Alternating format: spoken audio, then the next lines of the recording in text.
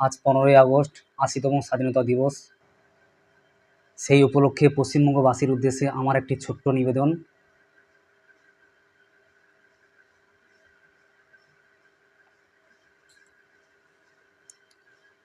15ই August স্বাধীনতা দিবস 1947 সালের এই ঐতিহাসিক দিনে দীর্ঘ আন্দোলন ও অসংখ্য স্বাধীনতা সংগ্রামীর আত্মত্যাগের মধ্য দিয়ে ভারত স্বাধীনতা অর্জন করে। তাই স্বাধীনতা দিবস শুধু একটি উৎসবের দিন নয়, এটি আমাদের গর্বের, আত্মত্যাগ ও দেশপ্রেমের স্মরণীয় দিন।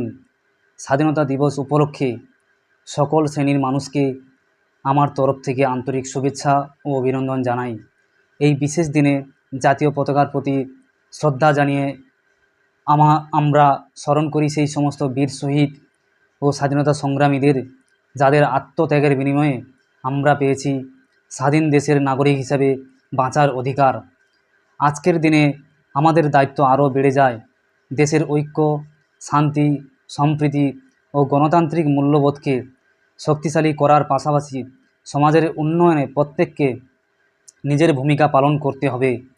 তরুণ প্রজন্মের মধ্যে দেশপ্রেম, মানবিকতা ও দায়িত্ববোধ গড়ে তোলাই হোক স্বাধীনতা দিবসের অন্যতম অঙ্গীকার। স্বাধীনতার এই পবিত্র দিনে আসুন বিভেদও ভুলে একসঙ্গে এগিয়ে চলি, একটি সুন্দর শক্তিশালী ভারতবর্ষ গড়ার সংকল্প গ্রহণ করি। সকলকে স্বাধীনতা দিবসের প্রীতি প্রণাম শুভেচ্ছা জানাই। সকলে সুস্থ থেকো, ভালো থেকো। জয় হিন্দ, বন্দে মাতরম, ভারত মাতা কি জয়।